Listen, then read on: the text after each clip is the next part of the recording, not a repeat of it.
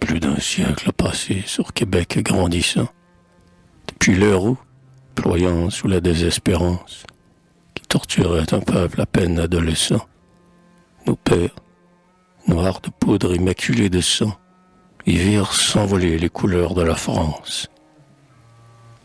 Plus d'un siècle a passé, mais toujours sous nos cieux, nous vénérons Montcalm, nous chérissons la race, dont sortit ce vaincu superbe et glorieux. Pour nous, son souvenir, vivace et radieux, auprès du conquérant servi de cuirasse. Montcalm, mort, peut encore rappeler aux vainqueurs que les vrais Canadiens sentant dans leur artère le sang qui 50 ans fit battre son grand cœur, sont dignes de marcher au chemin de l'honneur, à côté des enfants de la noble Angleterre. Oui, grâce au dévouement de cet audacieux, sous les plis triomphants du drapeau britannique, nous marchons fièrement et l'espoir dans les yeux.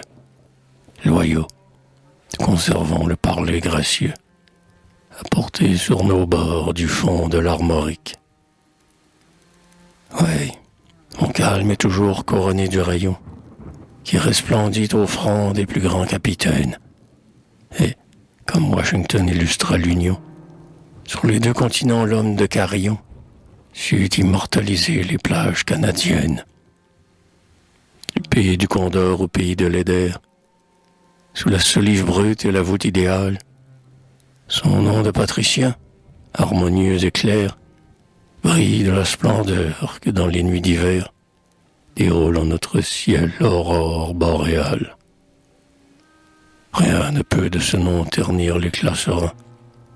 Et, défiant le temps, l'oubli, l'indifférence, impérissable, il doit survivre au double rang, dressé pour honorer le héros souverain sur le sol généreux de l'une et l'autre France. Et de même qu'un jour, au bord laurentien, Wolfe et Montcalm mourant, ô le sublime rôle, formèrent de leur sang chaleureux les liens qui font fraterniser, sous les toits canadiens, les fils de l'Albion et les fils de la Gaule.